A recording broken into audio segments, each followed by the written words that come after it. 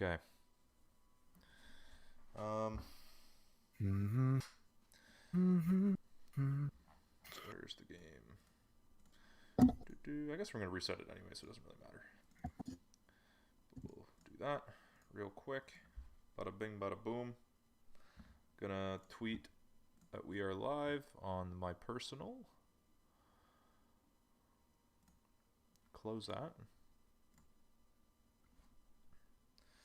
And last but not least, pull up YouTube and All right. check the audio. Tweet. Post. Close that. And last but not least, I think we're good. Pull up YouTube and check the audio. Yeah, I think we're good on my end too. Yep, I think we are good. All right, everyone. Hey, welcome to another episode of Follow My Tracers. Live here on YouTube. I'm one of your hosts, Figure9, Tony. And I'm joined by Jim this week, aka Power Grudge. How's it going, man? It's been a slow week in terms of just doing anything gaming related, really. But other than that, I'm not doing too bad. How about you?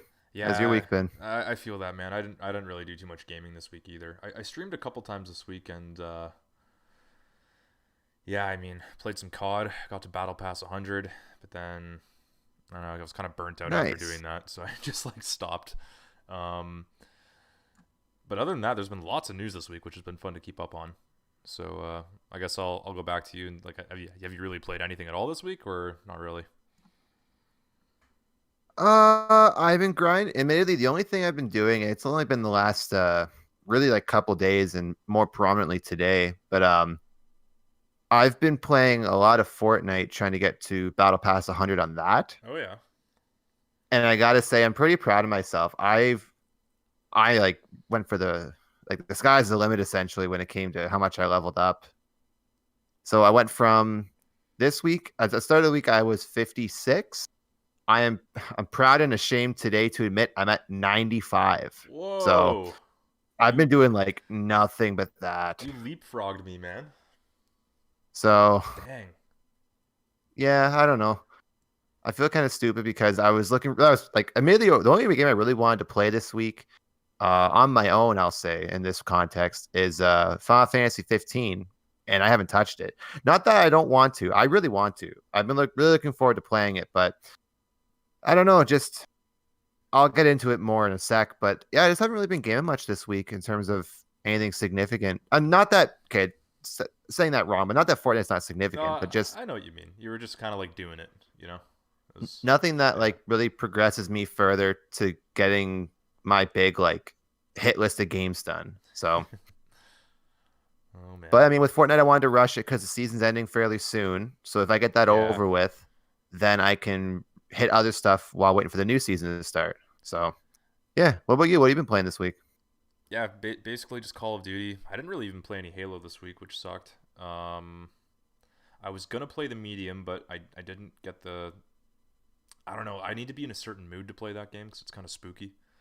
Um, so I don't know. I never really felt like the mood was right this week, so I kind of just left it. But I'm pretty close to finishing that game. I think I'll be doing what you're doing though, is and just finishing off the Fortnite Battle Pass. So I'll be doing that over the next week or so.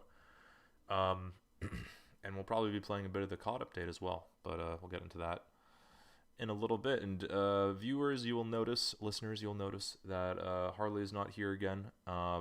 Unfortunately, he had something come up, but he will hopefully be back next week. So we're gonna cover his Call of Duty news that he was gonna go over. Harley, we miss you. Reader response. He's fine. That sounded awful. He's fine. Yeah, I He's was gonna fine. say. That's not, yeah, something horrible. No, nothing horrible happened. Just something came up and he couldn't make it. So, anyways, so a reminder to everyone watching live here on YouTube, guys, interact in the chat, and we'll talk with you guys live. And for anyone watching the video after the fact, unfortunately, you missed that opportunity. So sucks to be you. No, you can leave a comment, and we'll Wow. do our best to answer your questions on the next episode. Let's get into Fuel Up with G Fuel, not sponsored, even though that is the Game Fuel slogan. Jim, have you had any G Fuel today? What did you have? Yes, I did. The tub of this flavor is getting very empty. I've noticed today, Oh no. compared to the rest of them. But I had 26 ounces of watermelon today. Oh baby. and I actually decided to put 2 full scoops in. Whoa. So it was like super. It wasn't. I thought it was gonna be like super strong in flavor and like almost like too much, but it was awesome. I don't know. I got a sweet tooth though, so I guess that kind of helps. What about you? What are you fueling? Um, I got some peach rings right now. Ooh, Got some peach rings. Man, I never did 2 scoops. That's got to be super strong. That'd almost be overwhelming on. It definitely would be overwhelming on some flavors, I think. But maybe watermelon's a good one because watermelon is like I don't know, it just tastes like watermelon. So like I've pretty well done 2 scoops on like all the flavors I have. Like some of them, like cherry limeade and like sour pixel potion, are like definitely way too much with 2 scoops. Like yeah, it's almost like too tart. But yeah, yeah. like gummy fish is pretty good with 2 scoops. Watermelon obviously is very good. Real, I haven't done 2 scoops of rainbow sherbet yet, just because I usually have it with milk, and I don't Yeah. want to have 26 ounces of milk. So not all at once anyway. 16 really makes me go to the bathroom at the wrong end. So yeah, not to get super gross or anything. This is what we talk about offline, everyone. We just talk about our bowel movements. Um, A peek behind the curtain. that's a peek behind the bathroom door. Um, all right, so let's get into Infinite Watch. There was actually a ton of Halo Infinite stuff this week. There's no digging around. They put out a big Inside Infinite blog post, and Jim, I'll ask you to bring up that audio clip now so we can listen at the same time, and I'll cue you in. Yep. And for everyone listening at home, this is about a 40-second clip, and this was hidden inside the Inside Infinite post. So, 3, 2, 1, here we go. How many now? 16 systems shut down so far. Seemingly random locations. I'm attempting to lock her and the others out of the You main... will not be able to stop her. She knows more about how this all works than, well, anyone. Dr. Halsey, John. what's the plan? The plan? Right now, we are in survival mode. Again. Cortana's message has spread across the galaxy. Most sentient AI are siding with her. Against us? Yes. But maybe not you. Tell me, John. What was the last thing she said to you? She said, goodbye. All right, you done? Yes, sir. Man. So that was hidden inside the Inside Infinite blog post, a little audio clip. How cool is that? Oh, so cool. That's it's kind of nice to show the kind of, even though it's just like a big update article, it's kind of cool they hid that in there, because up to this point we didn't really have like a, I don't want to say we didn't have any hints of the story, because we had like the initial demo kind of had the I don't remember his name because I'm so that brute, not Tartarus or Escharum. thank you. I was gonna say Tartarus is Halo 2. Or is it? Yeah, it's Halo 2, I Yeah. think. God, I'm so bad with names. But this is like the first like super concrete thing. And I don't know, because I was kind of speculating in this about this in my head earlier. I don't know if this is gonna be taking place like during Infinite, but this could definitely kind of be the bridge between 5 and Infinite story wise. Because I don't know if this takes place, just before Infinite, or this will kind of happen in and around and during. But I don't know. Like it's exciting. Yeah, it's What do you super think? exciting. I wonder the same things if it's like an audio log. Maybe that's like an audio log, so it kind of takes place before, and that just gives you a hint of the story. Maybe that's from an in-game scene, and we'll see Chief and Halsey and who I assume is Roland, who is the first guy talking, who is the UNSC Infinity ship AI, who did not fall under Cortana's kind of will and got away at the very end of Halo 5 with the UNSC Infinity. I assume that's Roland talking, and then Halsey's. I think this probably takes place on the Infinity, maybe at the start of the game, with Roland talking to Halsey, and then Chief obviously being there, being like, "What's the plan?" And then something obviously happens between now and then, where Chief is found floating in space, and the pilot has to extract him and basically boot him up again, right? Like we know that's in the game. So it's pretty cool that we got a little story beat there. And it's good to know. As much as I really don't like Halo 5's story, it's good to know that they're not just completely sweeping it under the rug. They're not like pretending like it didn't happen. Clearly, there's story beats they're bringing forward from it. So I'm okay with that because I think it'd be kind of weird and disingenuous just to kind of leave things as is. We need to tie up some loose ends. So it's nice to know that. Yeah, doing agreed. So aside from that, I mean, I'm gonna jump into some details here.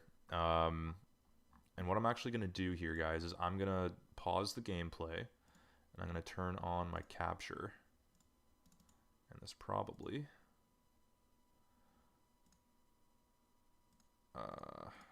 is not working now all of a sudden. Okay, 1 second.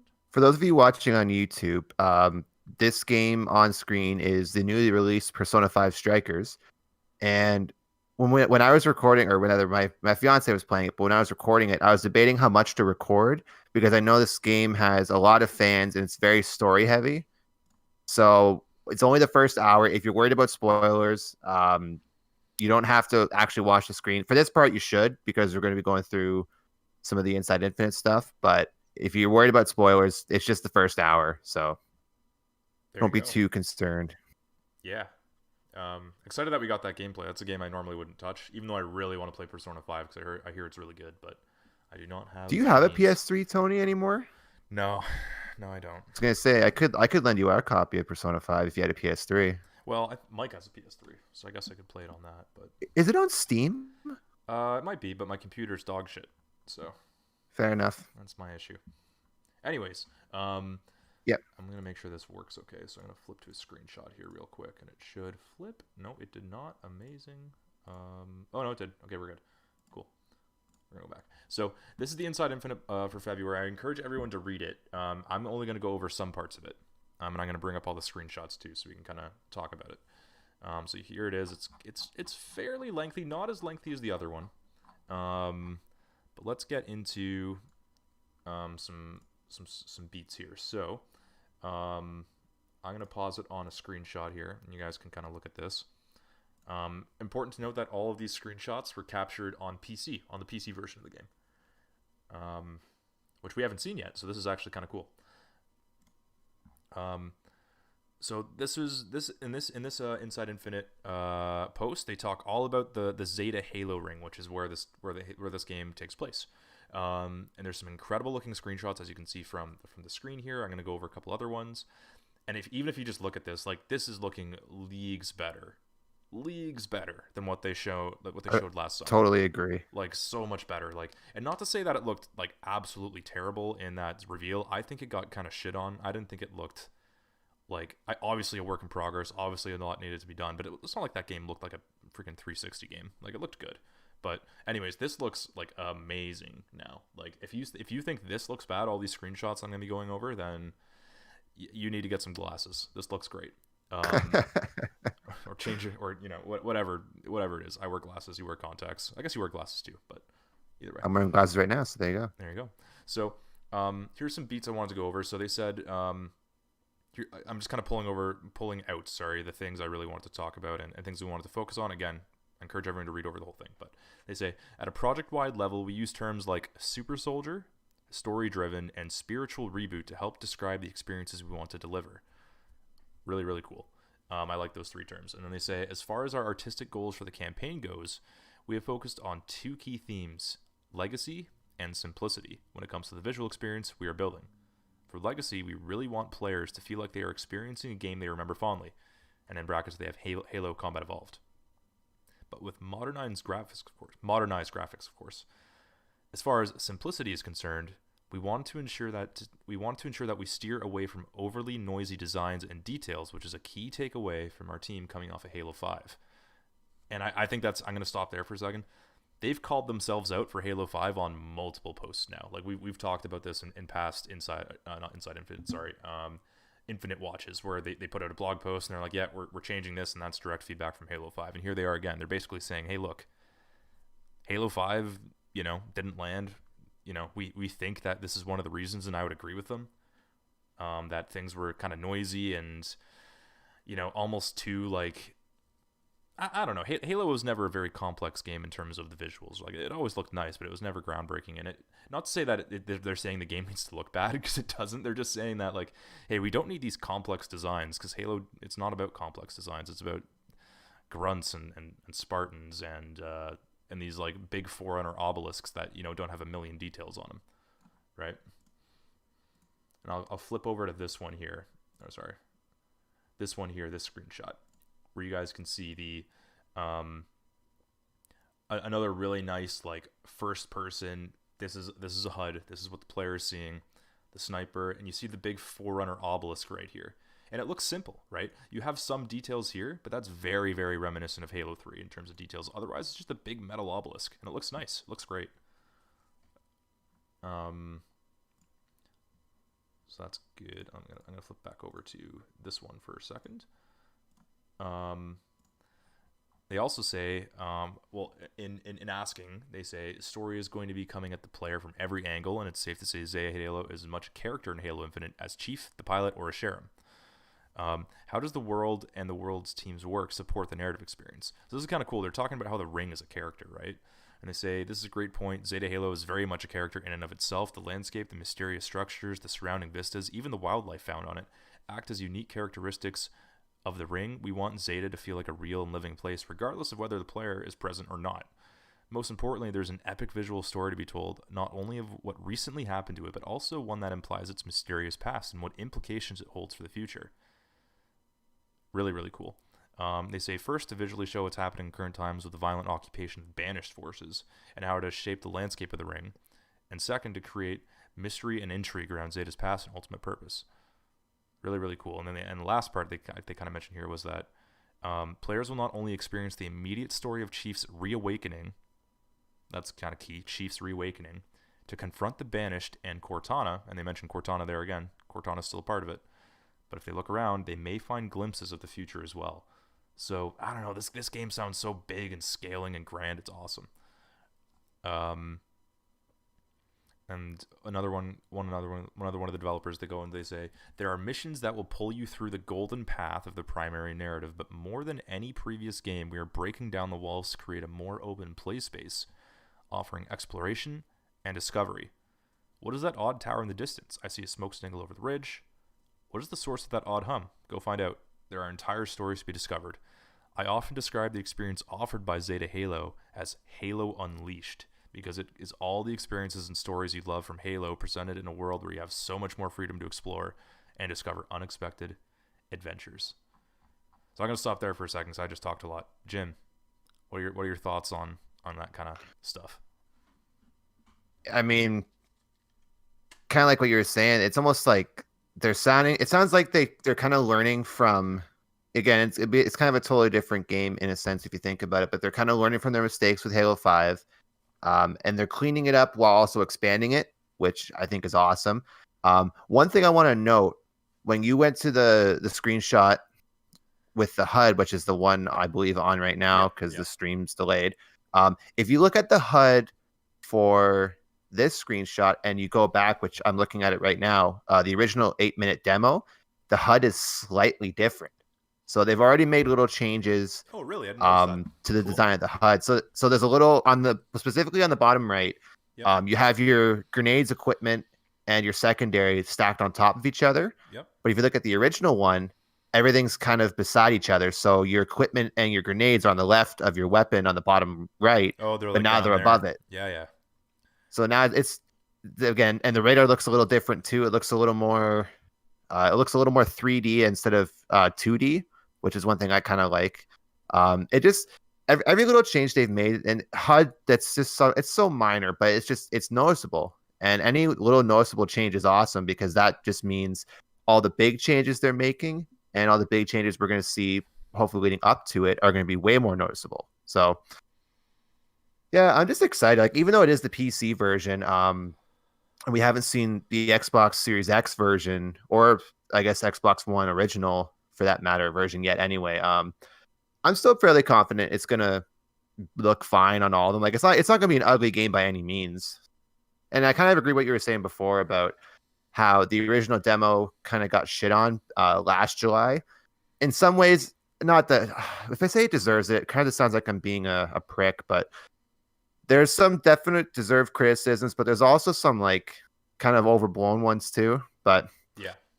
honest to God, this is like an example of a game where as the progress of the development's going on, all I'm noticing, especially since that original demo and like from that point until now, and all the the changes we've seen to like the armor sets, if you like totally max rank at Halo 5, and just in general the different like armor variations and different weapon designs and new weapons and all the screenshots from this Inside Infinite, all the progress just points to just bigger and better things.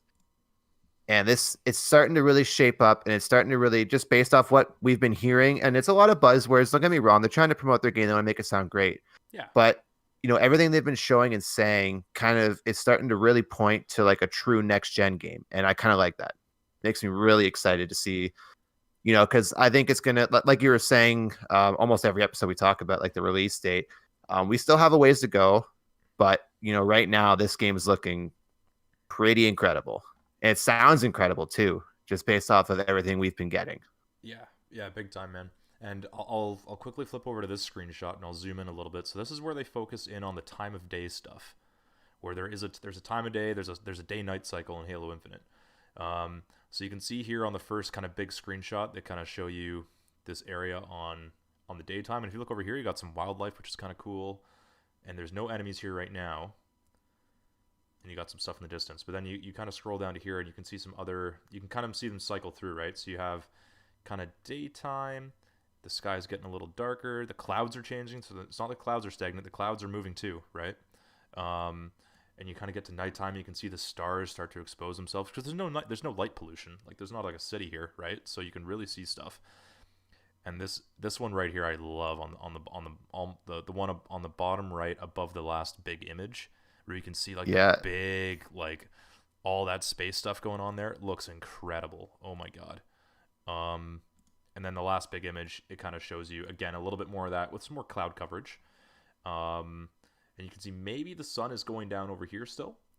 But then you can see some enemies here. So you can see a jackal, you can see some elites, some brutes, which is kind of cool. Yeah, day-night cycle. Love it. Love everything about that.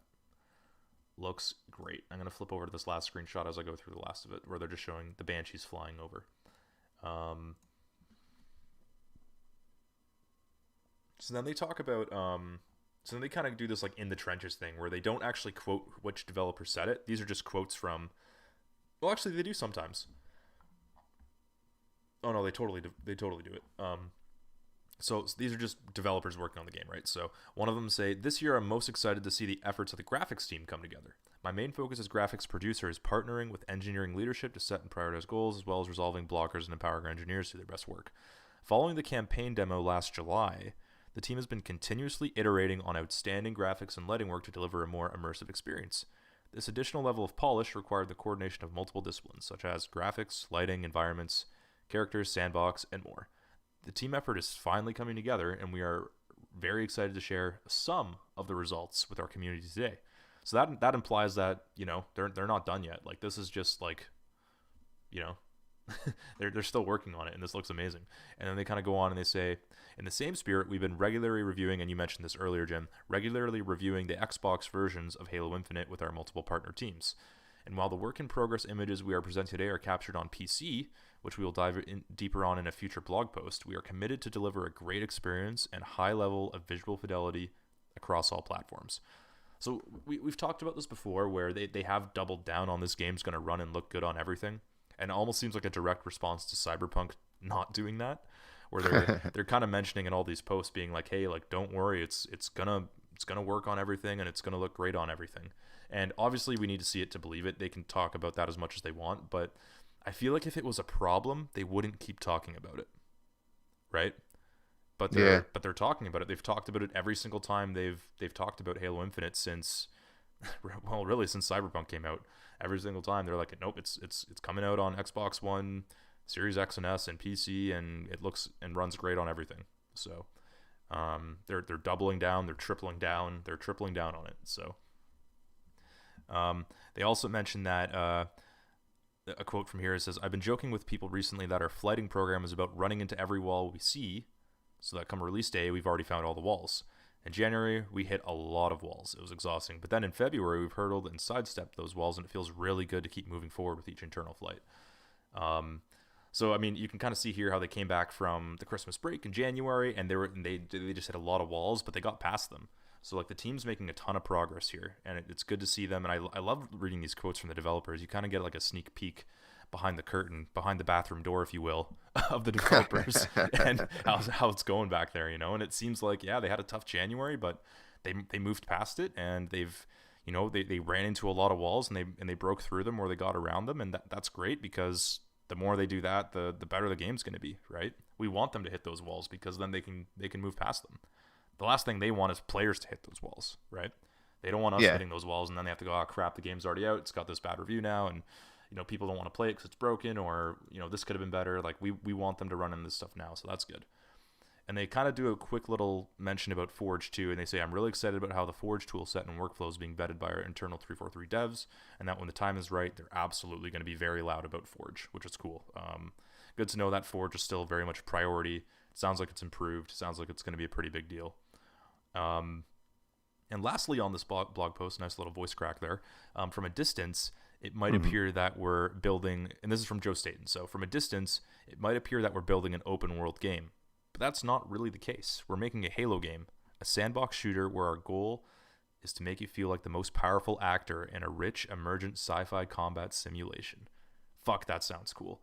But I mean... Oh, that's awesome. Also, I mean, they kind of clarify there, right? Like, this is not a big open... This isn't Skyrim Halo. This isn't, Elder Scrolls Halo. This is Halo. It's just more open and bigger than ever before, which does lead to some questions, just in terms of like, okay, well, how big is it?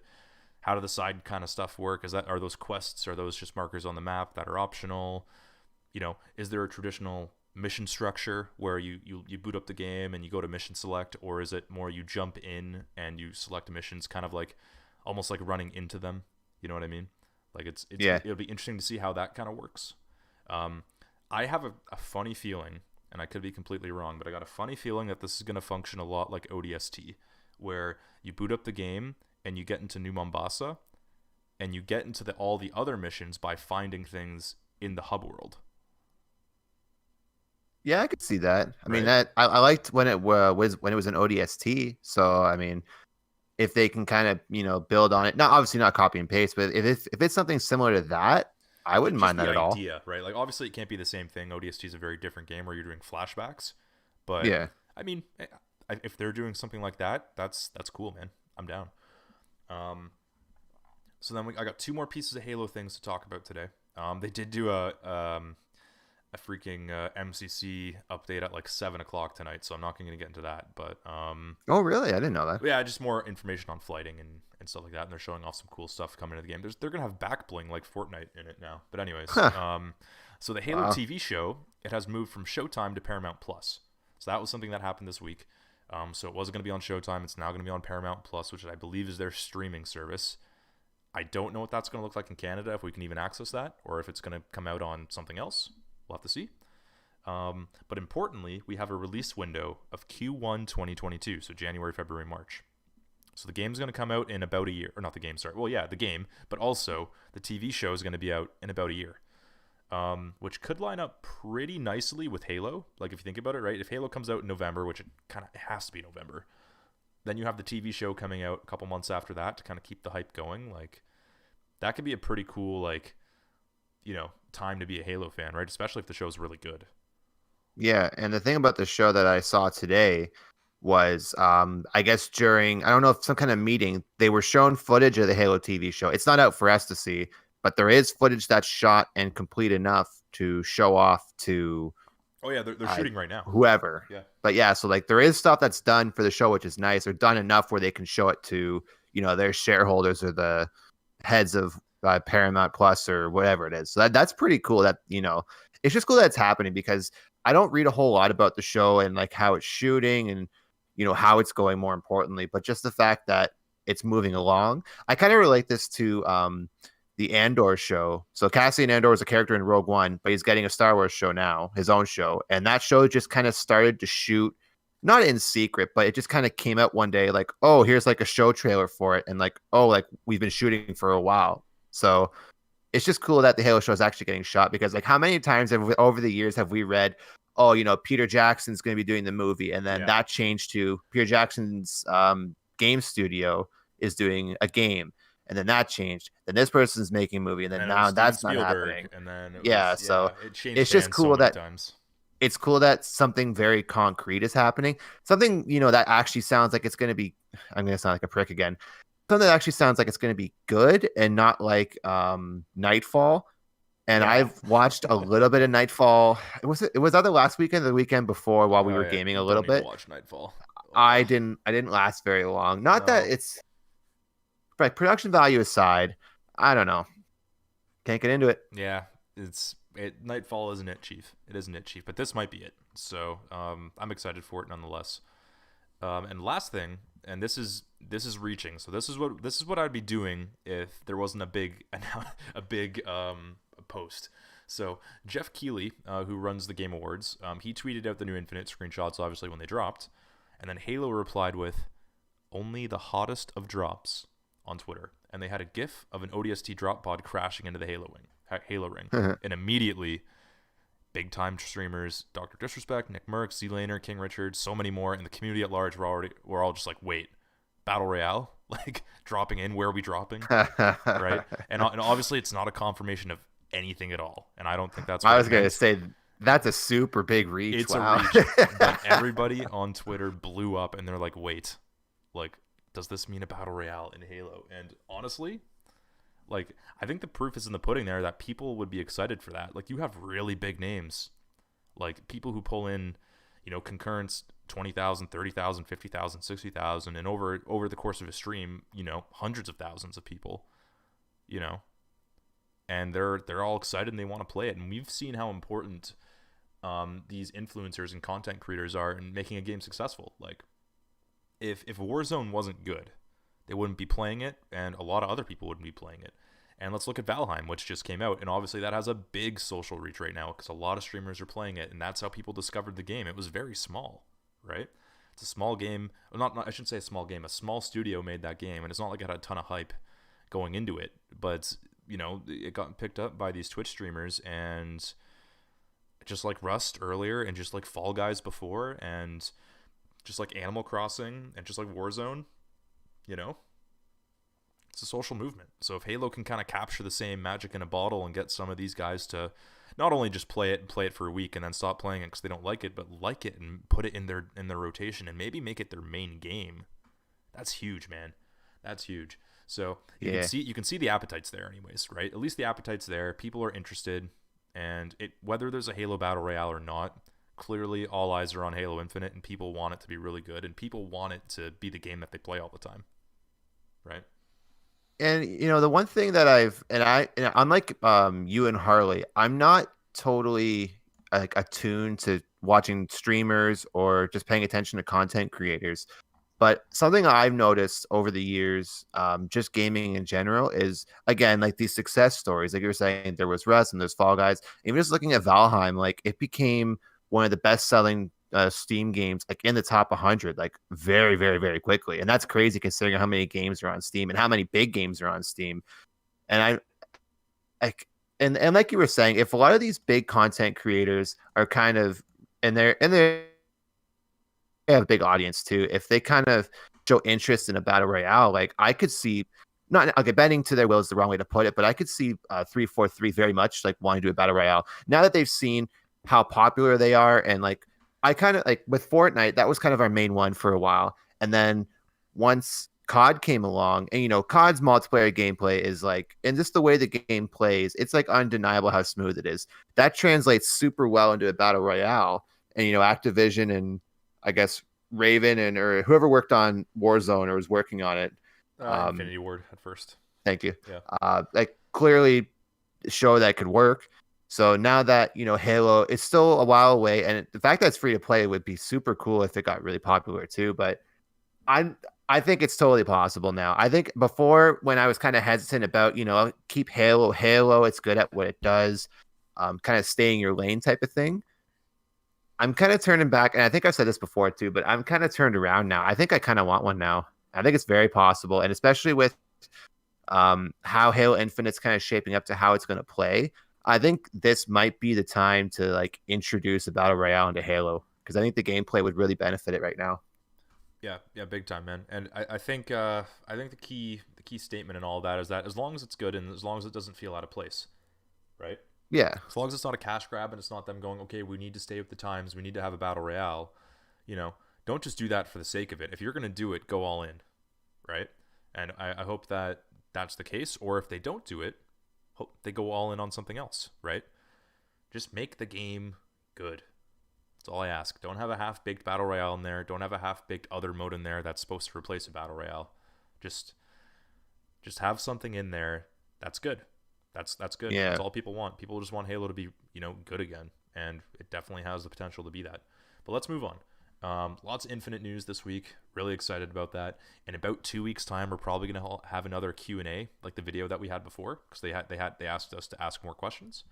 So we'll probably have Q&A in about 2 weeks, and then 2 weeks after that, the March post inside Infinite is all about the audio and the audio team. So that'll be pretty interesting too.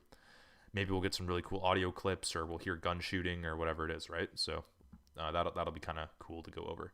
But moving on, Jim, let's talk about the Cyberpunk patch delay in our weekly Cyberpunk segment. What do we call it? Cyberwatch? I don't know. Oh, I can't remember what we said last week, but I guess Cyberwatch is good enough. So as we all know, it was big news. How long ago was that now? Like a few weeks ago at least. Cyberpunk and an unfinished version of The Witcher, and I think something else too. Gwent. The source codes. Thank you, Gwent. That's what it was. They got leaked online, or somebody stole them. Yeah, somebody stole them, I should say, and it got auctioned off. So on Cyberpunk's roadmap, it was planned to have patches laid throughout, but now it kind of looks like things are going to be kind of delayed for a bit. So it's the 1.2 patch, and this is supposed to be an extensive update. This is supposed to be a big one. Yeah. Hopefully it's in their in the studio's quote, it says, quote, "Our goal for patch 1.2 goes beyond any of our previous updates.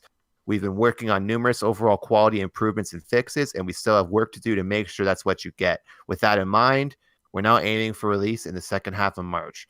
So this was supposed to come out, earlier, but now it's going to be delayed, at least a month if they're going for the late side of March, which I don't even know what to say anymore with Cyberpunk. Like, I don't know if I should say, and I do this with the best of intentions. Like, is it too late to be like, guys, like, give us hope. We're putting out patches. We're doing this and that. Just stick with us. Or is it kind of like, these patches come out when they come out. I don't care anymore. I'll play it in like a year when maybe not a year. I'll play it by the end of the year for sure when like a lot of these bigger patches are out and the next gen versions are out and those are patched and blah, blah, blah. It's almost like, see, like with Infinite Watch every week, it's exciting because it's usually good news. With Cyberwatch or Cyberpunk, whatever we're calling it, it's like never good news. You know what I mean? Like, It's just been such like it's bad enough the game launched really poorly back in December. And it doesn't help that, all these lawsuits that were happening earlier. I don't even know if they've been resolved at a court because I haven't really read about them lately. But all these lawsuits that were coming out, them getting their source code stolen, which sucks. I wish it didn't happen to anybody. The fact that it was actually sold, the fact that people were tweeting about it on Twitter, the actual source code, but thank God they were, for the most part, I guess, as far as we know, like taken down. And now that, this big patch that's supposed to, really improve the game and really help is now getting delayed a month. So, or at least until the late end of March. So I don't know. I get like sad just talking about it now. So I don't even know how to like positively spin this. I guess the good thing is this patch is supposed to really help.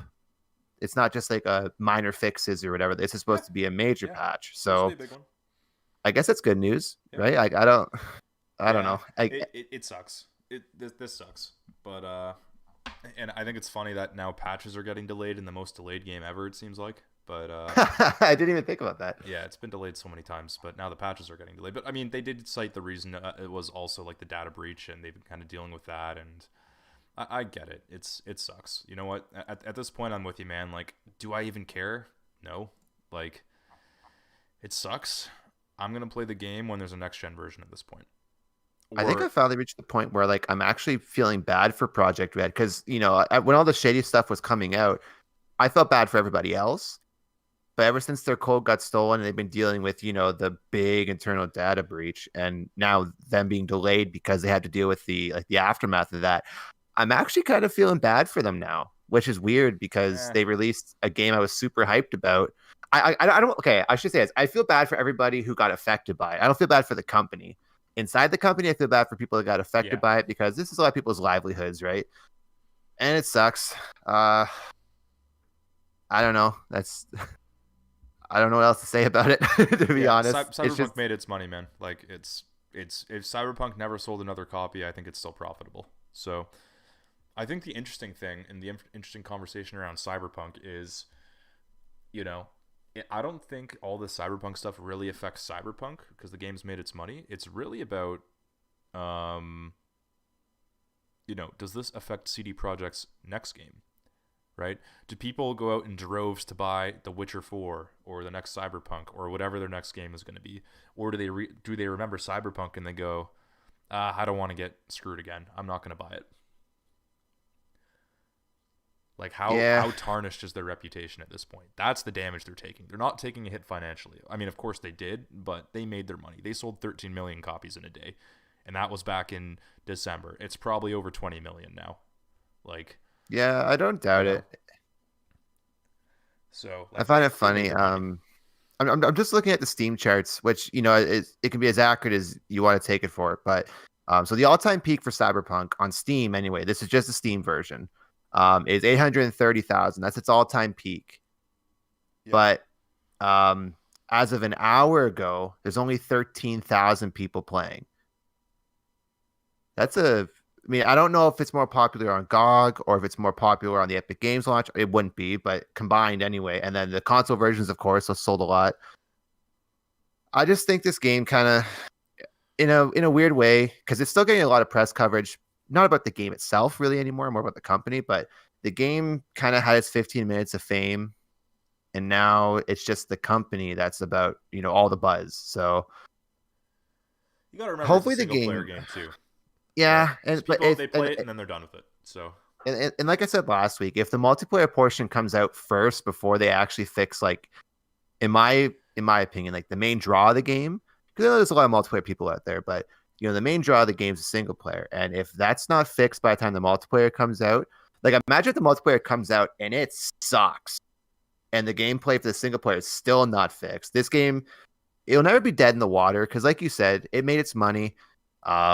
And this, 13,000 people, it's, it might not be a lot of people playing it, for some games, but other games, that's a lot of people. And I don't know. I look at, I'm losing track just because I don't want to talk about it anymore.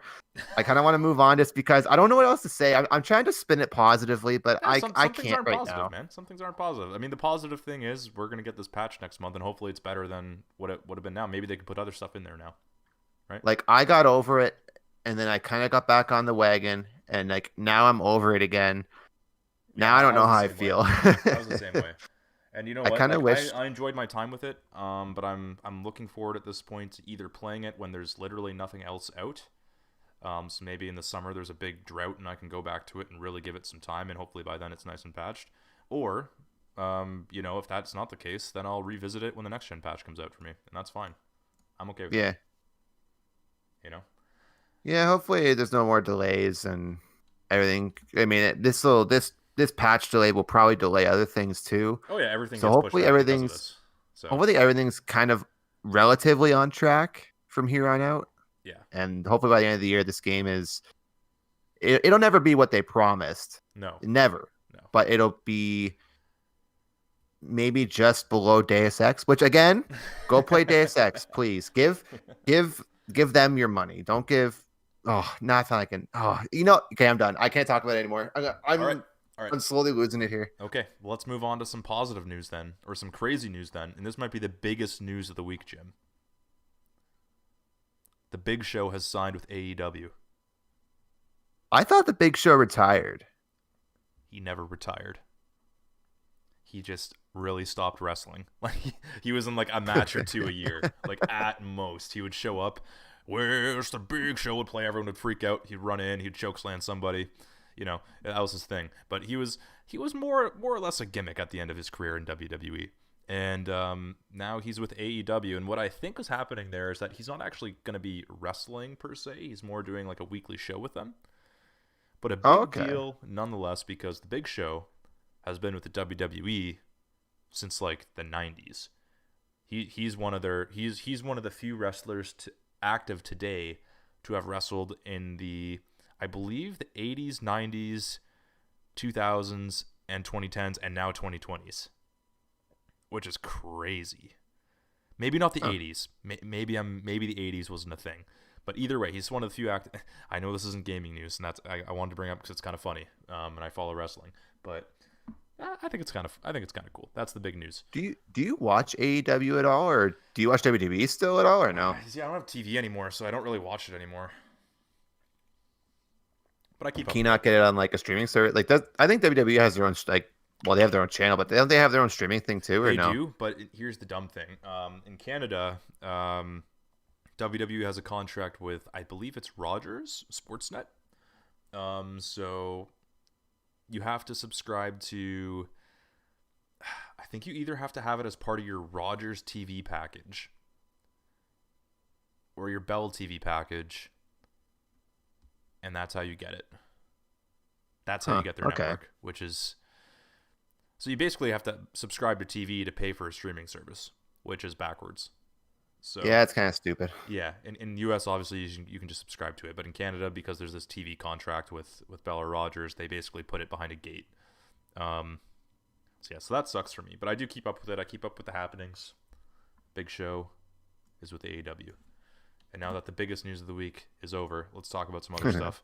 The PSVR 2 was announced earlier this week. So the PlayStation VR 2, the sequel to the original PlayStation VR. It sounds like it's a game. No, it's their VR console.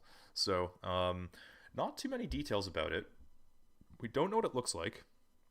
Less cables, better immersion, etc., etc. Not coming out this year. Sony revealed it in a blog post. Also, different controllers than the Move controllers, which, if you remember, they are the sticks with the balls at the end of them.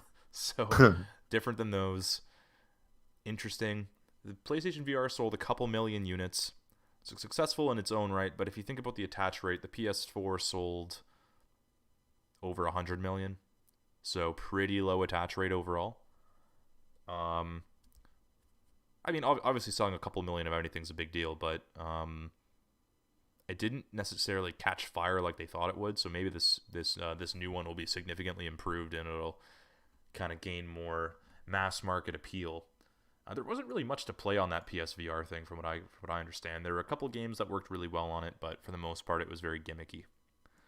Yeah, I remember being at a game store. It was EB Games actually, or it might have been GameStop at that point still when we had it in Canada. But anyway, I was at a EB Games or GameStop, and they were doing a demo of it, and I didn't want to sit down and do the demo because I was there for something else. But it was cool because someone was playing Resident Evil 7 VR.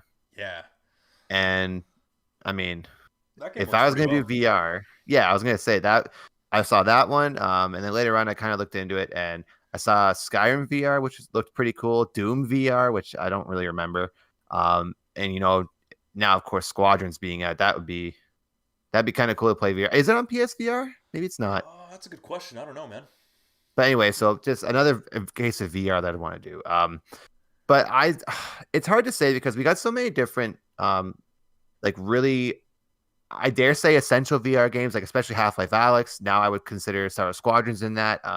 Phasmophobia, it's not just VR, but it's kind of built around VR support. You can play it without it. Just stuff like that. And, all the different, what the hell is that thing? I see a bunch of YouTube. I never watch them, but I see a bunch of YouTube videos of like people chatting in VR. So just kind of like hub world essentially. So yeah, there you go. There's that too. Yeah, it's good though. I don't know what other games you consider essential, but it still feels like VR's, even though it's in like a lot of homes, don't get me wrong, especially between now and like 10 years ago VR, when it was just kind of in like arcades and all that. maybe it's still kind of too gimmicky for people because, like you were saying, the attach rate for PSVR wasn't like for every 2 there was 1 sold. But I don't know. Hopefully VR is kind of cool in the future. I'd love to get VR one day, but I don't know. Yeah, it's got to be right. That's the thing. I don't know. It has to feel like I want to actually put on the VR headset for a reason, not just be like, oh, let me do this gimmicky thing, you know? And Yeah. there are games that do that, like Half-Life Alyx and so on and so forth, but there has to be more of a reason. But either way, we'll see what that turns out to be. Some more news, and this was kind of interesting. This came up on Twitter from what I saw, and there was a post going around that Dragon Age 4, and this is news. It's not like a rumor. It's going to be single player only, which I'm like, that's weird. Why is that news? I thought that was assumed. Of course, it's going to be single player. It's Dragon Age, but they had planned it on being a game as a service, like thinking like Destiny, like what? But then after seeing the success of Jedi Fallen Order, they changed course. And all I have to say is, thank fuck. Yeah. What? Yeah, that would have been. I don't know. Imagine if Dragon Age 4 wasn't single player. Oh.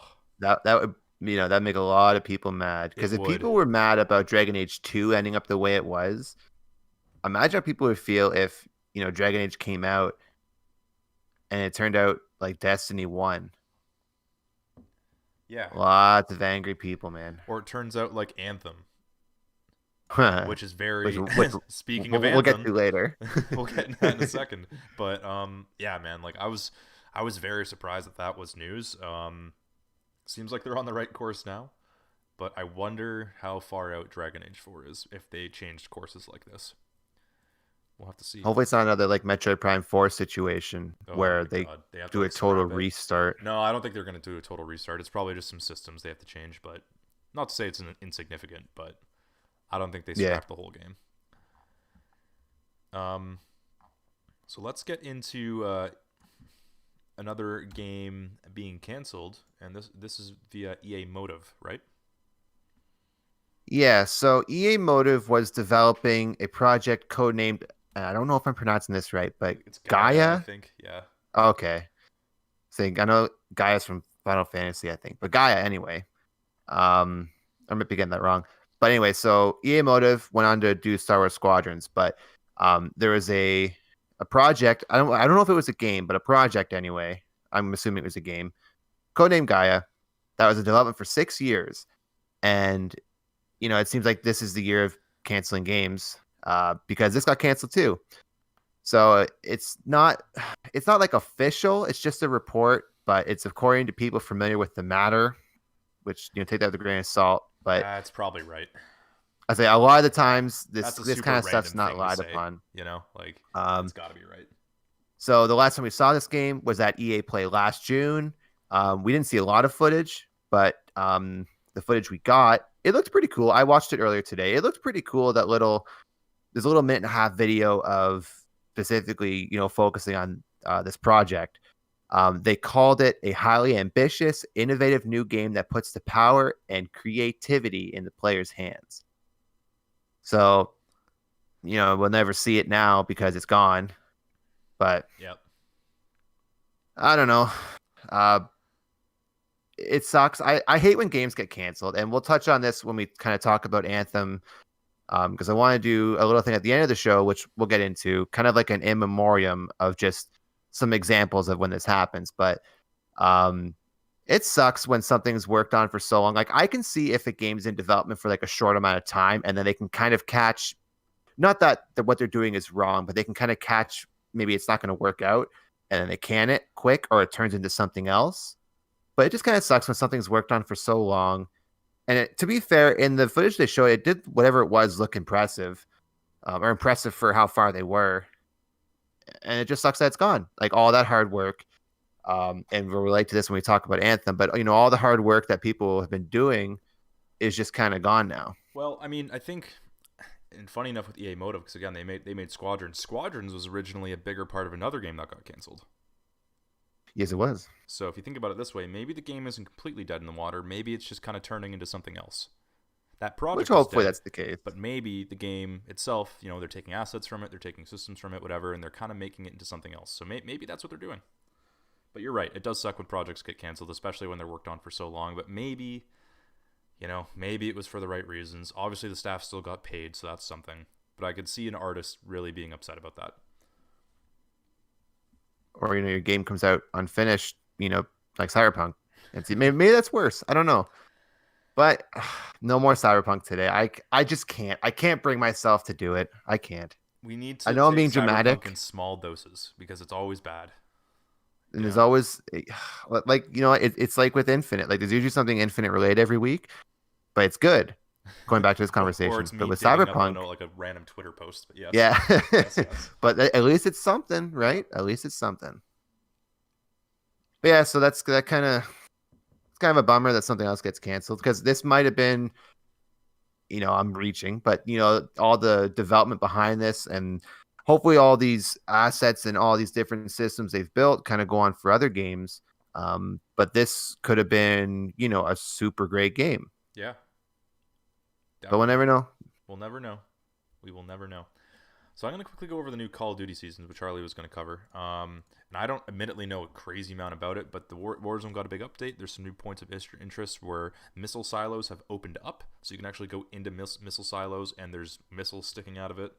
The boat that was teased last week in the trailer for the season has crashed into Verdansk, and there are zombies on the boat.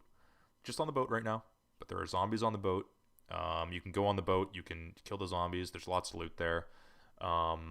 There are like terminals from zombies in the Warzone map. Now you can't do anything with them. They're kind of Easter eggs, but they're there.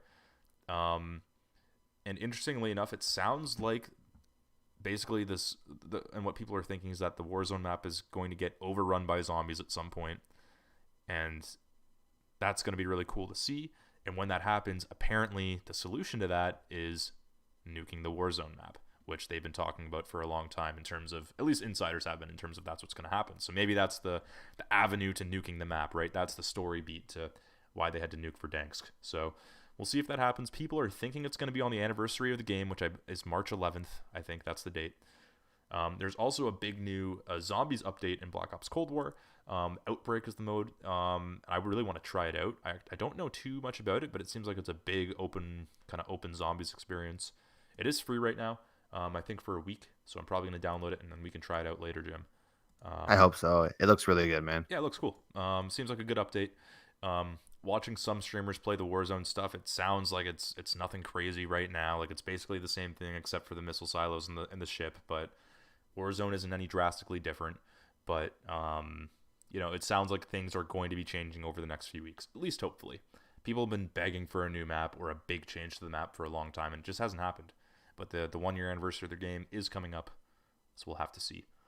As well, this past week, we had a kind of surprise PlayStation State of Play, which is their basically Nintendo Direct, if you think about it that way. So it was 30 minutes, and they basically went over a bunch of games that are already announced, some smaller indie games, some bigger games that like Returnal or Deathloop or something like that. There was a really cool hyper stylized kind of samurai game announced. It's called Sifu. Looks really, really fucking cool. Maybe Sifu, maybe Sifu. I don't know. Sifu.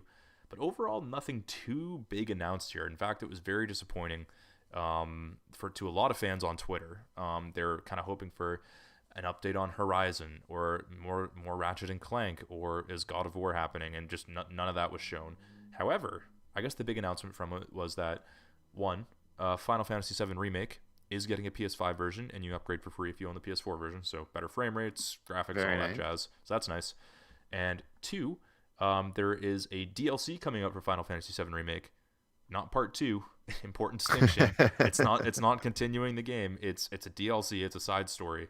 Final Fantasy Remake Interlude, which is just a Kingdom Hearts title if I ever heard one. But I was just about to say. Yeah, that is a Kingdom Hearts game. But it's including Yuffie and stuff like that from, I believe, Final Fantasy IX. Sounds like there's gonna be some missions in there. It looks cool. So interestingly enough, Sony, they have also included Final Fantasy Remake as part of their PS Plus lineup for March, so you get it for free next month. However, You won't get the Ooh. free upgrade to PS5 if you just have that version. So you do need to own the game either on disc or digitally. The PS Plus version doesn't upgrade to PS5 for free. And it does appear that this DLC is just for PS5 as well. So it's not a PS4 DLC. So kind of Oh, interesting. interesting. And on Twitter after this, Final Fantasy announced a bunch of other random things, mostly mobile games. There's a Final Fantasy VII Battle Royale. There's another Final Fantasy VII game. I don't know. It's all on mobile. It looks weird. I don't know what to say about it. But so yeah, overall the PlayStation State of Play pretty disappointing. The Final Fantasy VII stuff was cool, but ultimately, yeah, it kind of just came and went. Yeah, I don't know. That's kind of it. People were hoping for something big, and nothing big was really there. And funny because when the Final Fantasy VII thing kind of popped up on screen, I was watching it live on Twitch, and the chat just went nuts and like, "Oh my god, part 2! Here we go!" And it just wasn't. And it was just like, they were like, "Cool," but like, where's part 2? Right? It's one of those things where, they didn't even give any more information on when we might see part 2. So that was interesting. And before we get into Anthem, Jim, because that's kind of the topic of the show, I'm going to go over the Pokemon Direct that happened today. So this is in response to Pokemon's 25th anniversary, which is actually tomorrow. And the 25th anniversary, of course, is celebrating when Red and Green came out in Japan. So not the North American releases, the Japanese releases. If you recall, it was Red, Blue, and eventually Yellow in North America. No Green.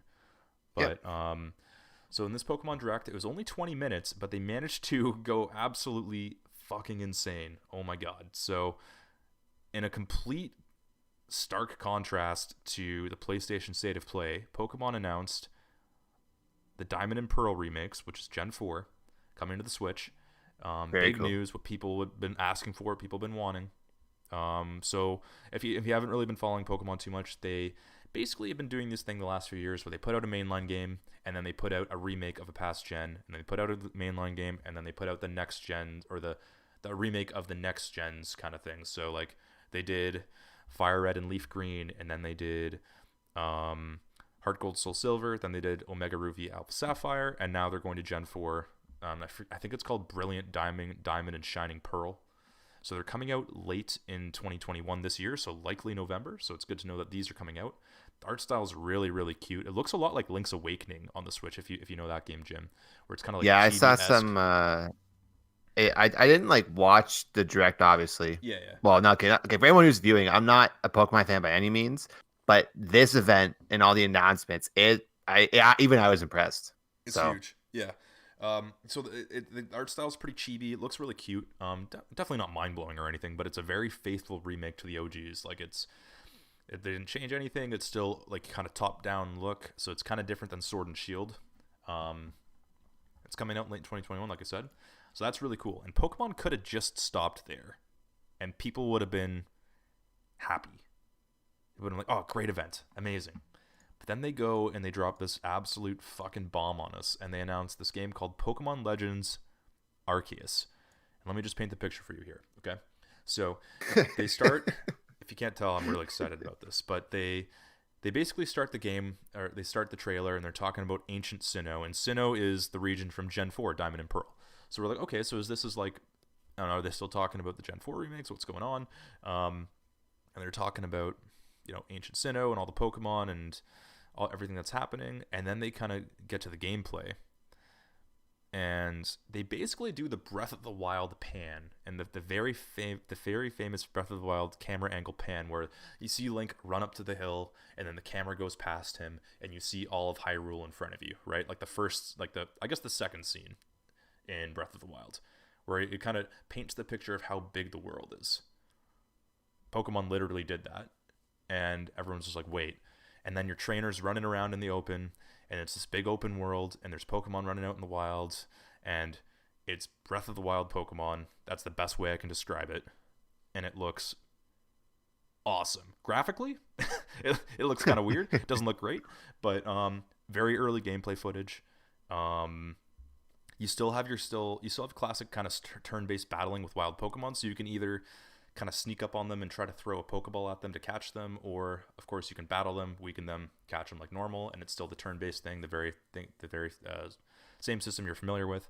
the Pokeballs look really cool since this is in the past, where they're made out of wood, and they have like a latch to close. So it's like before that, and basically from what we understand from this very small gameplay footage is that the point of the game is to establish the Pokedex in that region. So think about you're going there and you're establishing like a new world almost idea, and you're going there and you're studying all the new Pokemon in that region. So this is kind of ancient times. We don't know, like, I shouldn't say ancient times, but it's like it's before the modern day Pokemon. There's probably not a Poke Center. There's probably not a Pokemart. The Pokeballs are made out of wood. Like, looks really, really cool. And this is surprisingly coming out in early 2022. So let's just talk about this for the Pokemon 25th anniversary. So 25th anniversary is tomorrow. And in 1 year, Pokemon has new Pokemon Snap coming out the end of April. And they showed a little bit more about that too. And then in the fall, we have Diamond and Pearl remakes. And then early next year, we have this new IP, Pokemon Legends Arceus, which is the open world Pokemon game that a lot of fans have been kind of dreaming about for a long time. And hopefully it's really good, because it looks like it has the potential to be. Jim, that's how you celebrate an anniversary. Yeah, not like God bless Nintendo, but Zelda, like, nothing happened. And we were saying this last week, maybe, and to switch gears for a quick second, maybe on the actual 35th anniversary of Zelda, they would do something or announce something, but we got nothing. Yeah. Like, what happened? It's a complete stark contrast to what happened with Zelda, where Zelda they announced, well, I guess they still announced the oh God, what's that game called? I forget. Skyward Sword. Yeah, they announced. But that's not like, okay. So going back to Pokemon again, I'm not like a fan, but I recognize what games are popular among the fans, and Diamond and Pearl, from what I understand, were really well regarded. Oh yeah. And the fact that those got remakes coming out is awesome. Meanwhile, with Nintendo, when was the last time, other than that direct, anybody talked about Skyward Sword? But how many YouTube videos and how many people still talk just word of mouth about, Ocarina or Ocarina, depending on how you pronounce it, and Majora's Mask and Wind Waker, let's say. Let's just loop all three of those in a row. Yeah. Why not? It's crazy, crazy, frustrating that Nintendo screwed up, but it's really cool that Pokemon didn't. So yeah, it's all good news out of this Pokemon Direct. I encourage people to go watch the trailers for the Diamond and Pearl remakes and the Pokemon Legends Arceus. They're only about 1.5 to 2 minutes each. So it's nothing crazy there, but they show gameplay, they show systems. It's very much a celebration of Pokemon. And tomorrow, to cap it all off, we have Post Malone for some reason doing some Pokemon songs. So we'll see how that goes. The one song's already out. It's Post Malone singing that "I Only Want to Be with You" song. But also to the beat of, I forget how you pronounce the city name. It's Akrutik City. It's in one of the Pokemon games. I think it's from Gen 4 or Gen 2. So it's got the beat of that plus the beat of that "I Only Want to Be with You" song plus the lyrics, Post Malone singing it. It sounds really weird. It's actually not half bad. I wonder if there's going to be any other songs out of there, but again, we'll see. So we shall see. We shall see. Either way, really big Pokemon news. Super happy about it. Can't wait for all three of these games: Pokemon Snap, Pokemon Diamond and Pearl remakes, and Pokemon Legends to come out. And last thing on Pokemon Legends, really interestingly, and this is a super small detail, but Pokemon always has the name Pokemon in red, right? The letters are red. In this game, they're blue, which, I mean, it sounds super, super minor because it is, but to me, it's very much a distinction of, this is not your regular mainline Pokemon game. This is something else. They're trying to make it distinct. It almost seems like this whole Direct almost signals like new management. I don't even know how to describe it. So they obviously had the Game Freak and Pokemon Company kind of leader started, but then they switched over to this other guy, and I forget his name, and I should really know his name, but he's a much younger guy, and he introduced all these games. And it almost seems like there's a almost change in leadership going on at Pokemon, and I'm here for it, man. Like, they're trying new stuff. They're giving the fans what they want. I'm excited to see And you know what? Maybe, and I'm kind of rambling here. Sorry, but maybe this kind of signals a new era with Pokemon with this Legends game, where maybe they're not going to make a brand new generation of Pokemon for a while now. Because to be honest, man, there's so many Pokemon. Yeah. There's so many, and like, you know, like if you're gonna make new ones at this point, let's not make them throwaway Pokemon. You know, like don't make them. As much as I love Trubbish and Garbodor, don't make them literal like trash bags. Like, let's really think of the next designs, and like if you're gonna you know make these Legends games and these remakes kind of in between the new Pokemon, the new generations, and maybe they don't come out as often, but the Pokemon are more impactful, they're better designed. You know, the games try new things and they're bigger and better for it. I'm all here for it, man. I'm here for it. Yeah. So And again, speaking from an outside perspective, keep keep doing what you're doing pretty much. Like it seems like it's yeah, kind of like along the lines of what you were saying, a new direction. And maybe it'll work out that maybe they'll do more things like that in the future if it really works out. If this game bombs like the open world one, okay, well they're all kind of open world. If like the Breath of the Wild one bombs, then they know their mistake. I don't think it will at all. I think it looks pretty great. But so I'm all for changing it up, right? So yeah, man. Why not? Like I said, this is something that people have been asking for a long time, and a lot of people gave up hope on. They're never gonna do this, and they're doing it. So I'm here for it, man. I'm cheering them on. Hope it's good.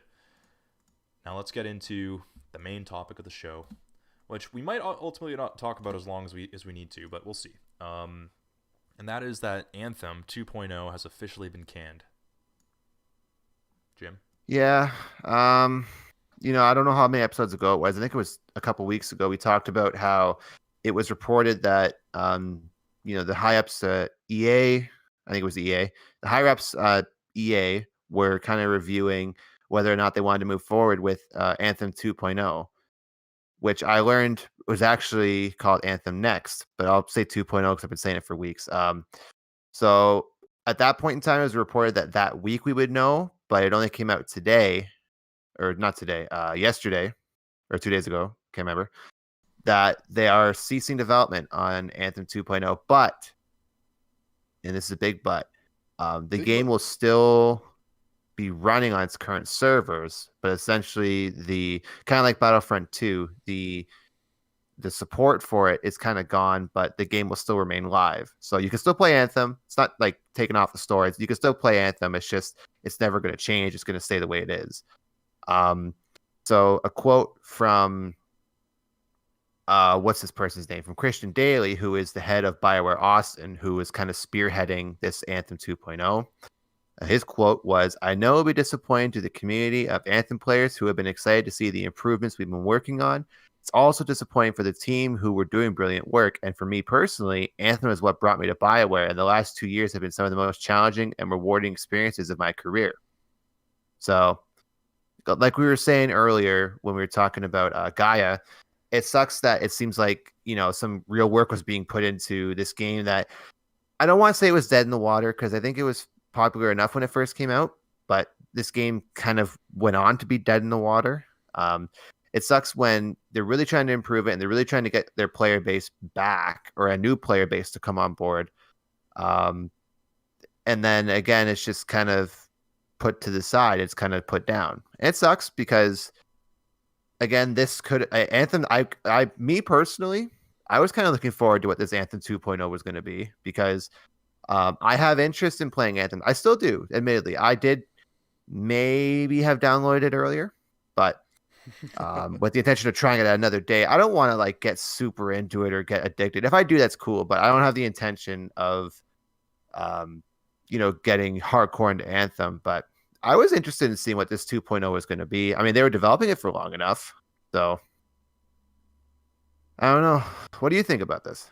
Yeah, it's disappointing, for sure. But I think at the same time, maybe it's good knowledge to know for fans of Anthem, and even for the developers, that the game is, it is what it is now. The servers they're there for people who want them. Why is my phone going off right now? Jeez. But yeah, Yeah, it's interesting. I think that this might ultimately be the right decision. Um, it to take a game like Anthem, which is, you know, so problematic and has such a problematic history and doesn't have a large player base and has fundamental problems with the game, and to completely revitalize it. We have some examples of games that have done that. We have MCC and we have No Man's Sky, right? Two games that Hmm. have really turned it around. But they're the exception, not the rule. So for Anthem to do this, to even proceed with Anthem next, and maybe that's not even enough, and then that was all for naught. So maybe this is the right call to have these developers, work on something else. And I think the story is they're helping to work on the next Mass Effect game, if I'm not Yeah. mistaken. So he has it was a kind of a lengthy statement, maybe too long for the show, but kind of hit on a couple bullet points. Essentially, a lot of the reason for this shutdown and a lot of the reason for the productivity side of it, maybe not being at what they were hoping, is a lot to do with the pandemic. A lot of the progress really started at the end of 2019 when they started to work on what he says a fundamental restructure of the game. And again, pandemic slowed everything down in the world. Working from home, when especially with game development, is probably a lot more difficult as opposed to working in a studio with a bunch of people because there's not as much instant feedback as you would want to say. But what you were saying is kind of true. Another bullet point here is that I'm going to read the quote directly because it's very short. It says, game development is hard.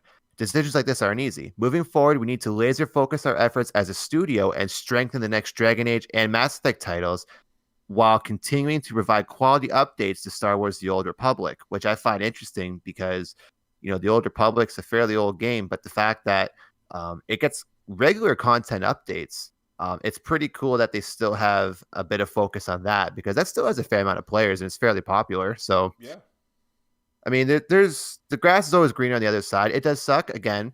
I'm gonna try Anthem. I'm gonna maybe play it a bit this week, and kind of give my thoughts on it, initial thoughts for the next show.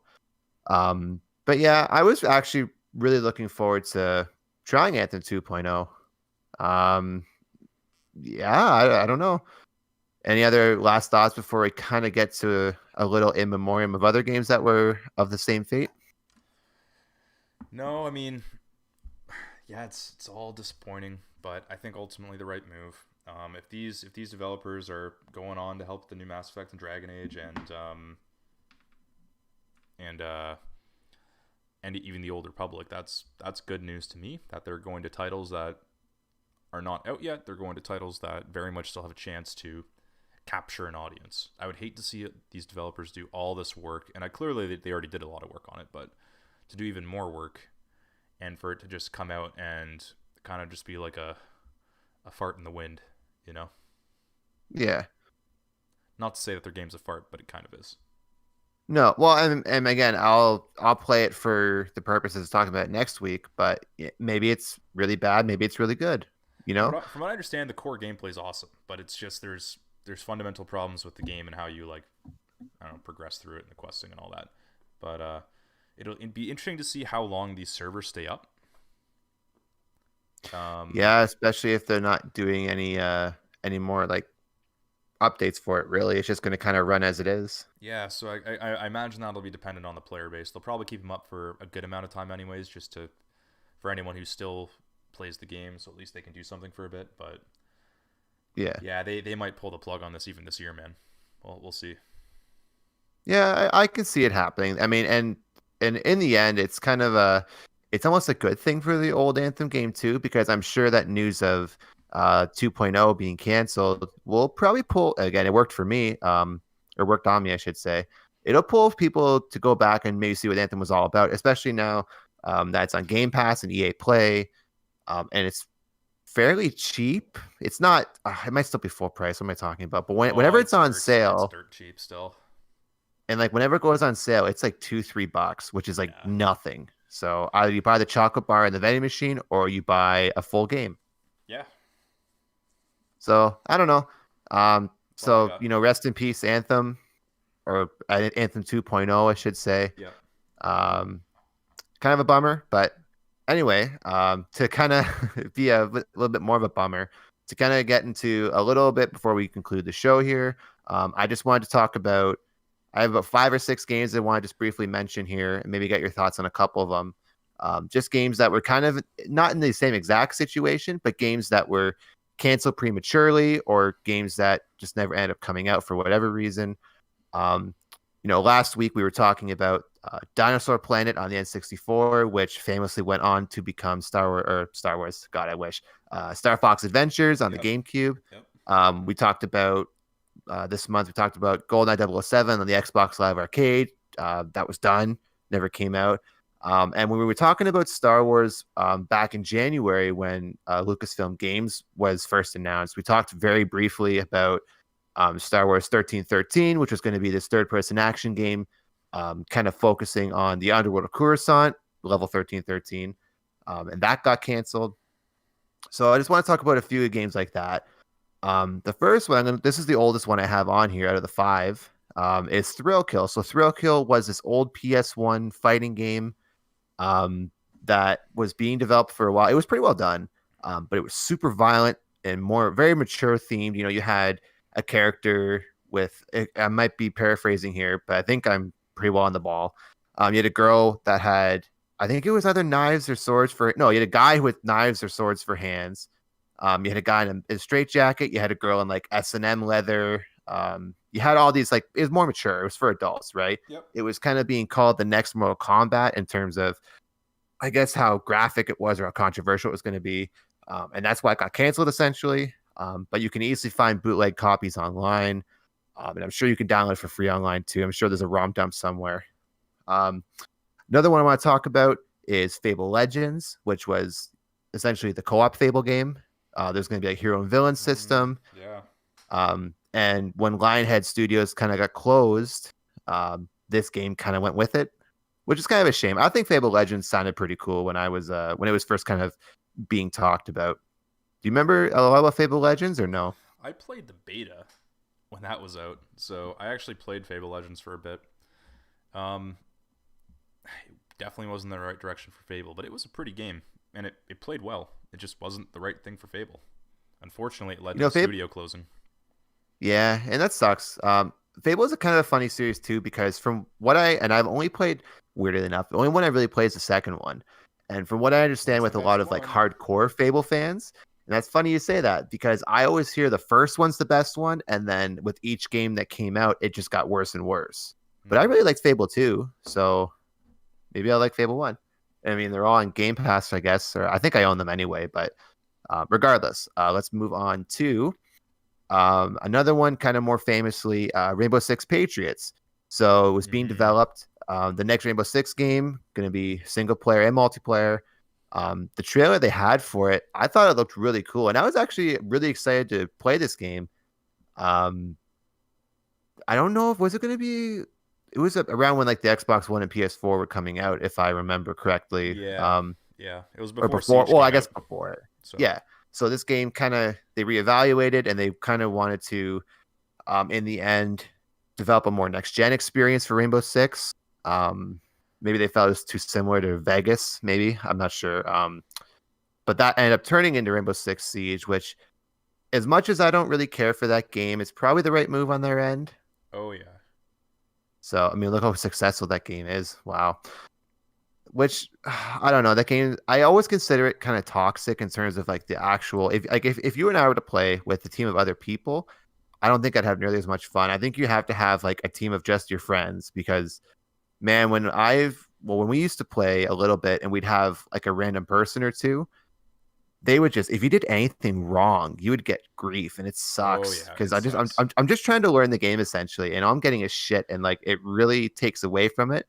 But you can argue like Counter-Strike's kind of that way too. There's a lot of hardcore Counter-Strike players, and you'll get the servers where, and I've been in one of the 3 Counter-Strike games I've played, the one I actually had my mic on, which I never do. And, everybody essentially was like, this is my first game, sorry if I suck. And it's like, oh, no, that's all cool. Don't worry. You don't get that every time, unfortunately. But yeah, so I'm sure Rainbow Six is the same way, but I mean, Oh, I hope so. you're right though. Like it's unfortunately too sweaty for its own good. It's even in the casual unranked playlist for Rainbow Six Siege, it's everybody's trying to be the best player in the world, and if you screw up, you're the worst. You should be kicked from the team. How dare you not know about this one window or this one operator? Like it makes it very hard for casual players to play, and it sucks because I really liked playing that game, but I feel like at this point it would be really hard to jump back in, and that's just Yeah, I would just do too bad. terrorist hunt pretty much. Yeah, totally.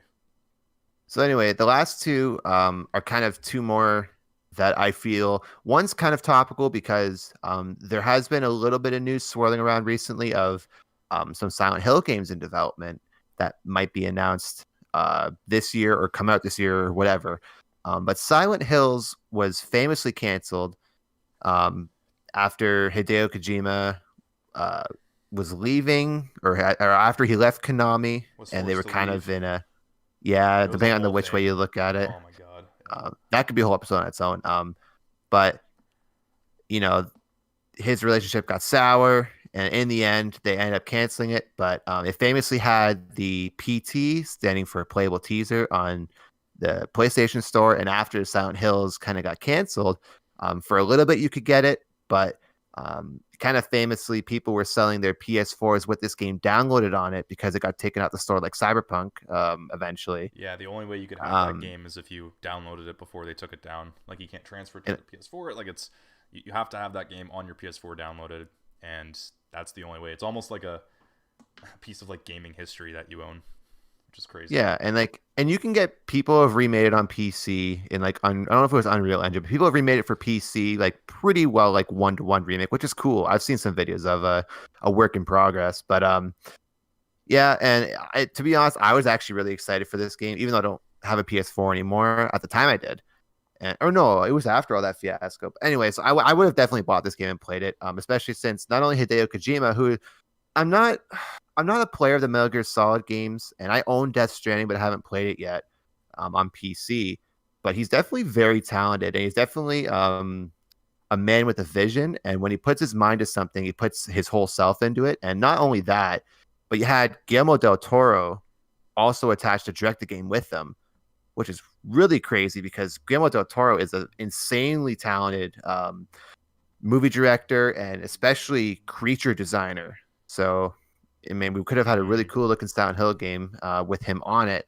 And, to kind of add star power to it, you had Norman Reedus, who plays, I think his name's Daryl on The Walking Dead. Yep.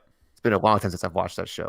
But he was the main character. And I guess the kind of nice thing in the end was he went with Hideo Kojima essentially when he left to go for Death Stranding, which I've seen so many varying opinions of the game. I'll have to play it and find out how I like it. Yeah. But yeah, so there's good news and bad news with that story. But anyway, so the last one, and I know this is super topical for us because I remember we were excited for this. Do you remember a little game called Scalebound? Oh yeah, man. I was hyped for that game. That game was going to be an Xbox One exclusive or a Microsoft exclusive anyway. Yep. It was announced in 2014. It was an ARPG, which is action RPG, which is action role-playing game, I should say. Looked super awesome. It looked really nice too. But I think if I'm remembering this correctly, it got canceled in 2017 after it got delayed because of a busy holiday season. But we never really got a real reason why they just stopped development on it. Do you know anything about that, Tony? Because I was looking up, trying to get info for this, and I couldn't really find like a concrete reason why they just kind of stopped it. From what I understand, Xbox pulled the plug because the game wasn't really turning out the way they wanted it to.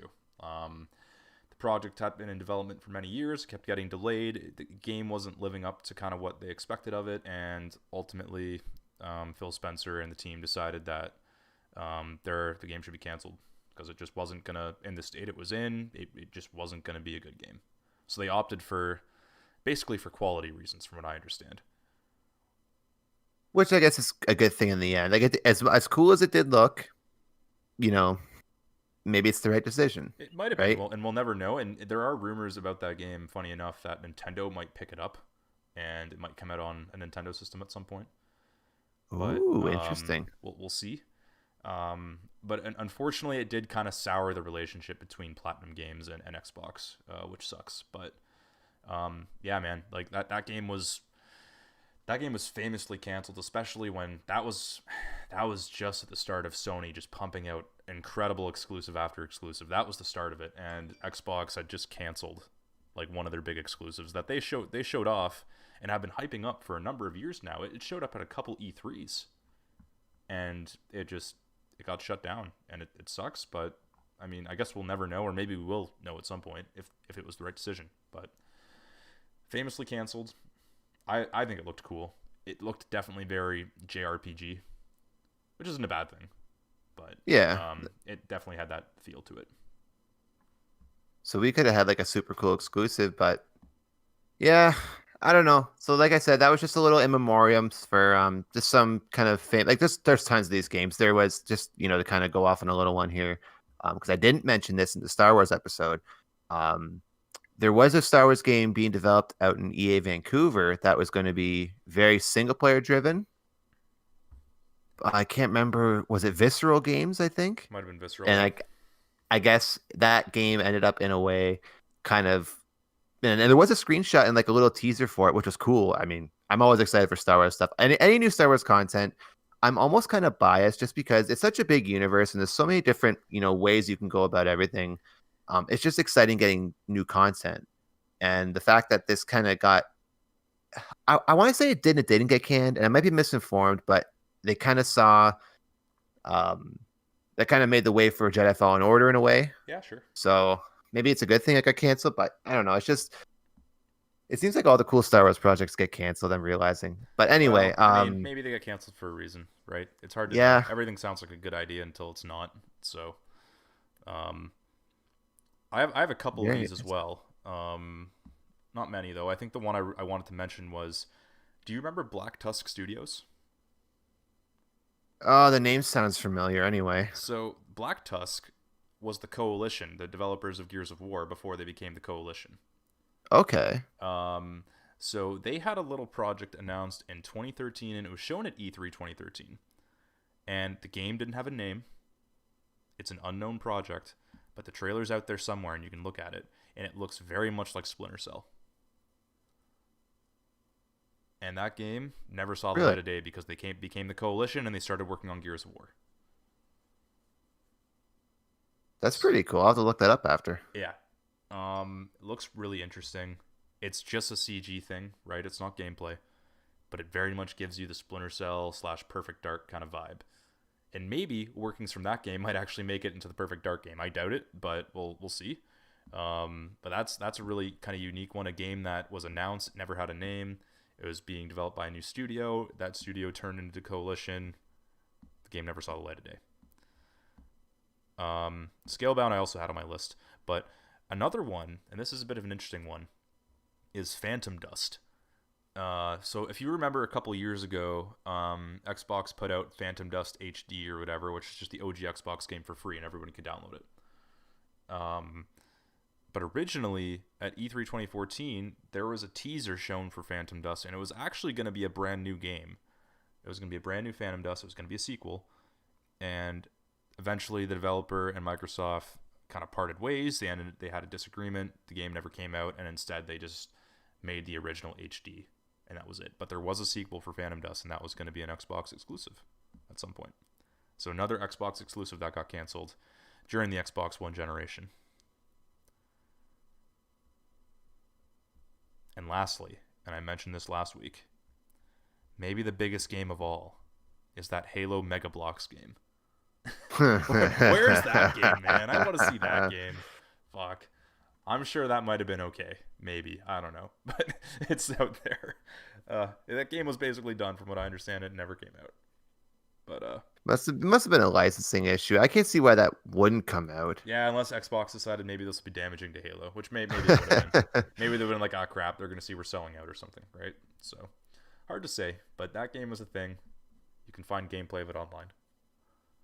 That's the Now last that one we're I got. talking, now they're getting towards the end. There's a couple I just actually thought of. Do you remember when so the original Prey on the Xbox 360? I don't know how well regarded it was, but it was popular enough. Yeah, a bit of a cult They were classic. developing a Prey 2, and there's only, from what I know, there's only like this really, really great looking trailer for it.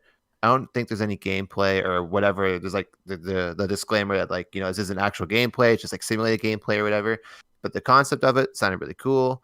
That kind of went on to be like the I think it's 2017 or 2016 Prey game, which I guess has divided opinions, or people are disappointed because it wasn't Prey 2. But there's another one that kind of got canceled, and it was kind of in development for a while.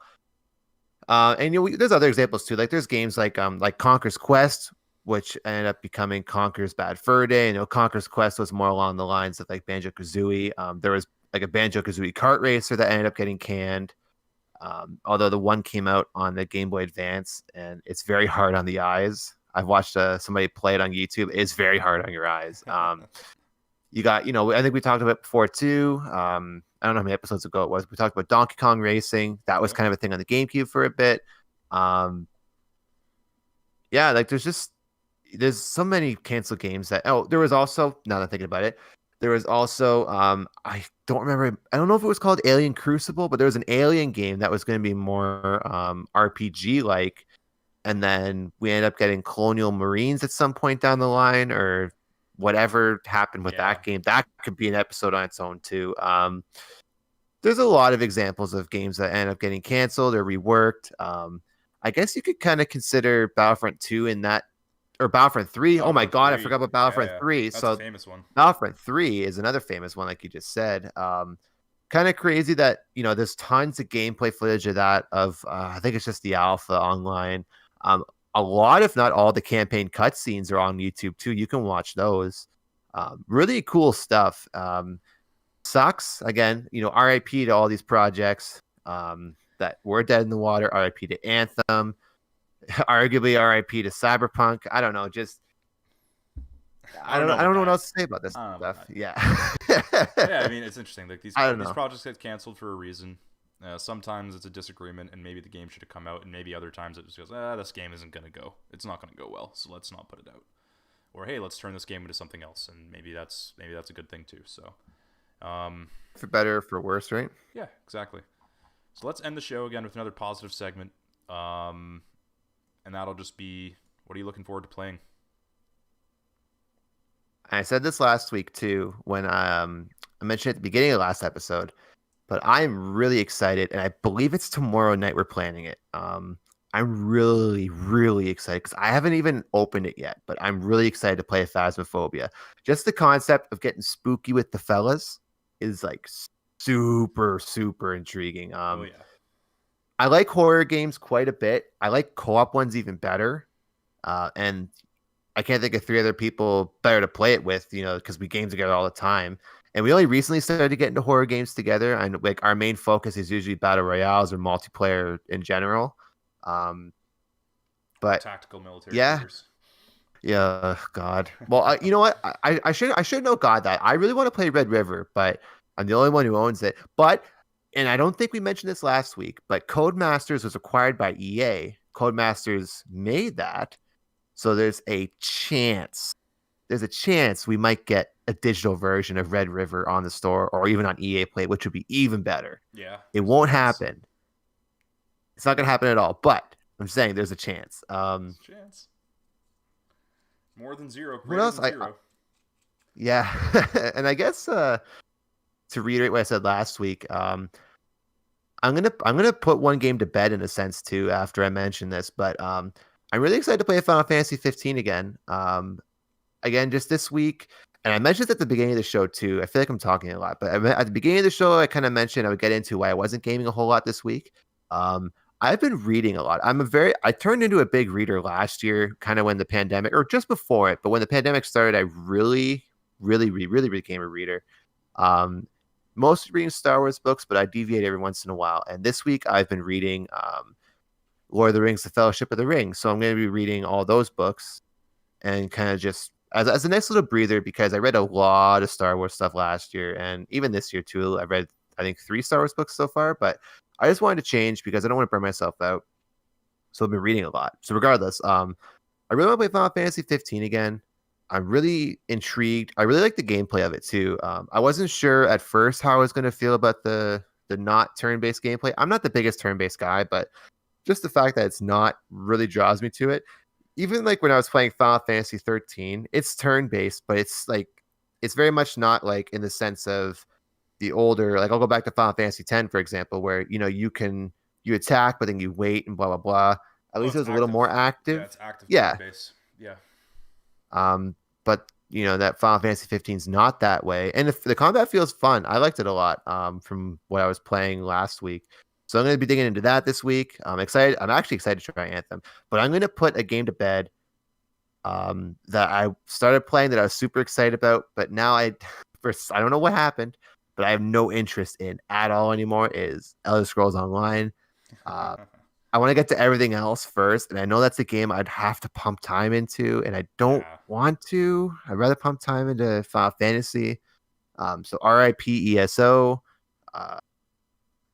for me anyway. But yeah, just I guess to answer, just to very shortly answer your question, make it very simple. I am excited to read more too, because I'm already on page like 142, and I only started it Monday. How many pages So is I that don't. book again? Well, okay. So there's different reprints and editions, but I have the paperback edition of Fellowship of the Ring, and I am on page 142 out of 514. Okay, So I don't you're know if like I'm reading it fast or not, but you're more than a fifth of the way through.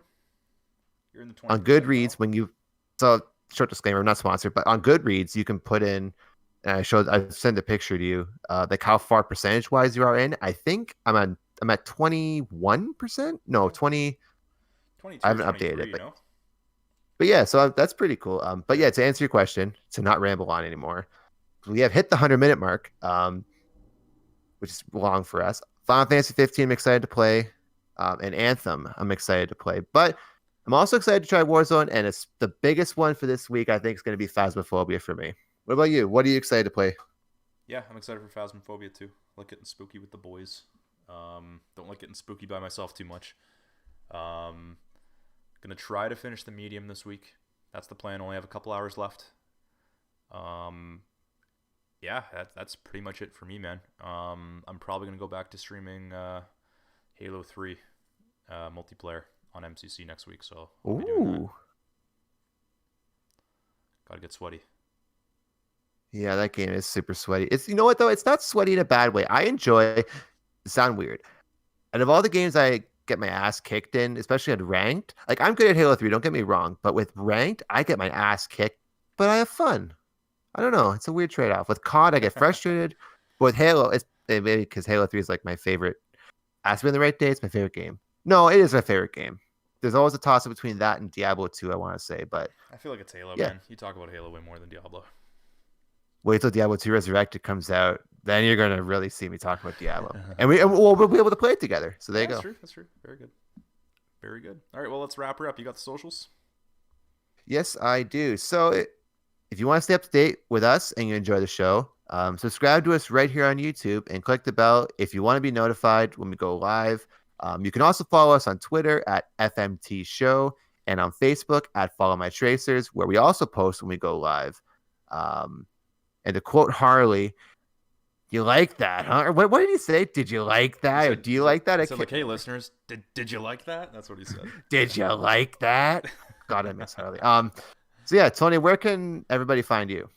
Yeah, you guys can follow me on Twitch, twitch.tv/figure09, figure09, like the Linkin Park song. And you can follow me on Twitter at figure09tv. Follow me there. That's it. You can find me if you search Power Grudge on Xbox, on GOG Galaxy, on Steam, you might have to put Power Grudge 450, but on the Epic Games Launcher, if you search my name, you'll find me.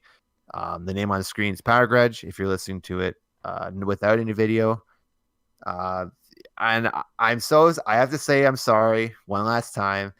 I know there's no theme song yet. It's really hard to get it going. I don't know what it is with me and trying to get these things started.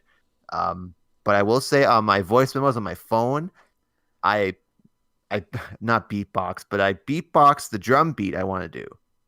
Okay. So there's a little bit of progress, not much, but it's a little bit of But progress. there's no rush, and it's you got to do it when you want to do it, so it's fine. I was actually gonna pull an older song and like cut one part out of it that I liked, and then use that because it was very usable. But I don't know where it is, so can't do that right now. But I'll find it one day, just not today. Sounds good. All right, guys. Thank you for watching this episode of Follow My Tracers.